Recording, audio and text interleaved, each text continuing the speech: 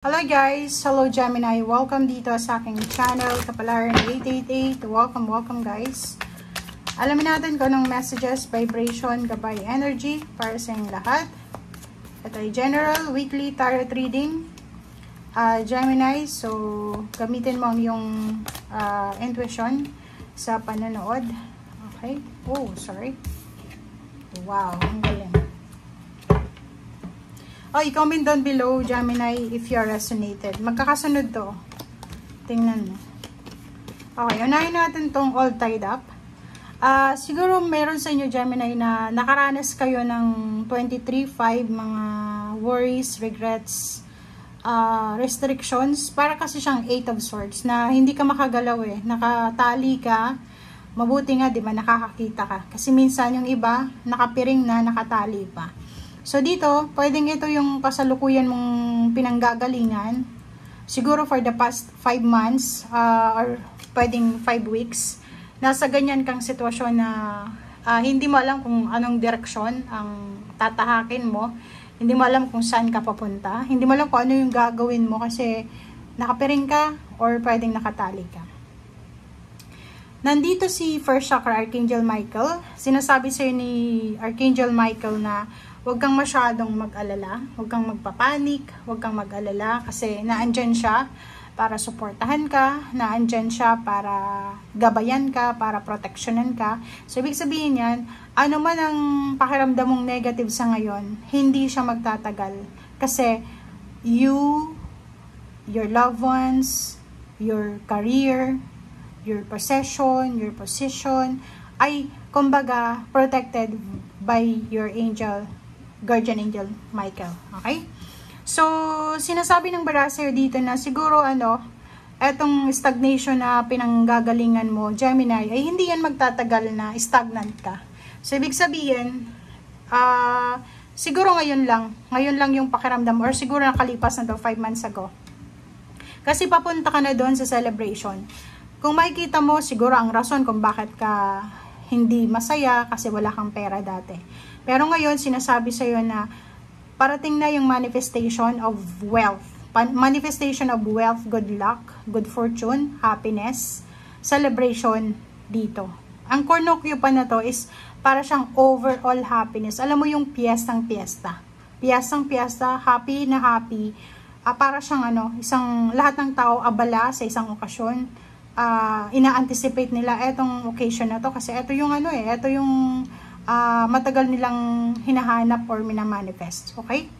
42, woman holding a coin, eto ka. 'Di ba? So, kung sa ngayon, habang nanonood ka, parang feeling mo, imposible. Kasi parang sasabihin mo, wala akong hawak na pera. Paano ako makakaupo dyan sa sitwasyon na yan ng woman holding a coin? Nagkakamali ka dyan. Kasi yun nga sinasabi sa'yo na yung lahat ng nakatali sa'yo ay mawawala yan. Okay? Aalisan yan ng ating angels and guides. And papasok ka sa isang palasyong selebrasyon. So, parang nakikita natin dito, Gemini, na pwedeng iimbitahan ka ng universe na mabago yung takbo ng buhay mo. Diba? Kung sanay ka na doon sa hirap, eto naman yung parang rags to riches ang energy na sinasabi ng baraha. Kung wala kang hawak na pera dati, bibigyan ka ng pagkakataon ng universe na makahawak ng pera ngayon and mabalanse lahat ng mga imbalances sa paligid mo. Nakikita din natin yung positive movement forward. So, pwedeng travel. Pwedeng meron ditong eto kasi pwedeng in contract siya. Pwedeng may kontrata siya. Pwedeng sa Middle East siya. Malayo sa pamilya. Pag nasa kontra ka ng ibang bansa, mahihirapan ka talagang umuwi sa kagustuhan mo kasi nakakontra ka. Sinasabi sa'yo dito na posibleng matatapos na yung kontrata mo, Gemini, pauwi ka na. Or posibleng makukuha mo na yung kung ano man yan na hinuhulugan mong bahay, lupa, sasakyan, free ka na. May celebration na posibleng magaganap. Okay?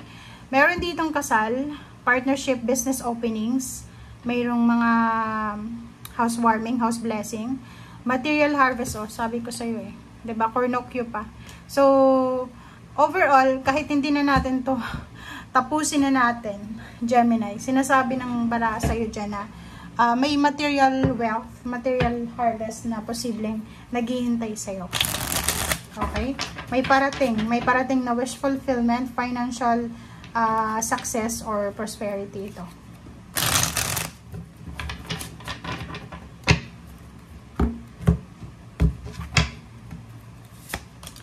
Okay. Page of Wands, the World card. Oh, wow. O, diba? So, yun, kung makikita mo dito, it's a confirmation from your spirit, from Archangel Michael, na talagang ibibigay niya sa'yo lahat ng nilalaman ng puso mo, minamanifest mo. Tingnan mo to. Itong 10 of Cups, it's a celebration of happy times. Like, merong mga emotional success kayo na isi-celebrate na hindi lang ikaw, hindi lang dalawang tao, kundi lahat. Marami yung parang ano siya, community na magse-celebrate. Isi-celebrate ka, parang ikaw yung nasa pedestal, ikaw yung nasa spotlight, nasa limelight, and then pinapalakpakan ka, ginaganito ka. Congratulations, ganyan-ganito. 5 of Cups and Hermit. Merong mga ibang tao sa paligid mo. Hindi ikaw to May mga ibang tao sa paligid mo na manghihinayang sila kung bakit kanila pinakawalan. Manghihinayang yung mga tao ito kung bakit ginawan kanila ng masama. Manghihinayang sila kung bakit nila take for granted yung binibigay mong energy or support sa kanila.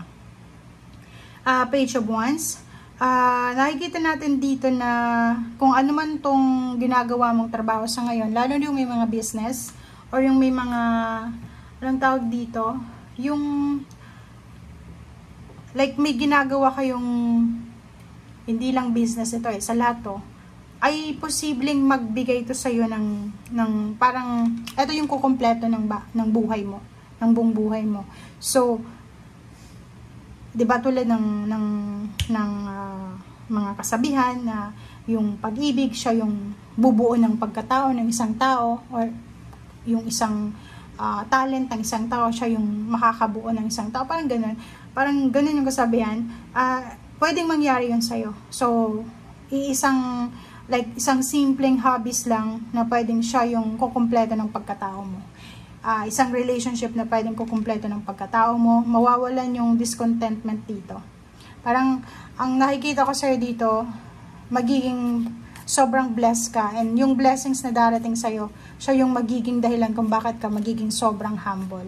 Sobrang humble, grateful, and nakikita ko sa'yo dito, deserve mo naman yung blessings na tong parating, kasi ang dami-dami yung pinagdaanan, okay? So, yun. And last card natin is King of Swords. So, mag-focus ka lang daw. So, focus ka lang daw sa kung ano yung parating sa ngayon. Huwag ka nang tumingin sa mga paligid mo kasi masisilaw ka, masisira yung concentration mo, masisira yung strategy mo. So, focus ka na dito, straightforward. Kasi alam mo tong King of Swords, tingnan mo, kita mo ba? Straightforward siya. Nakatingin lang siya doon sa goal niya, sa vision niya.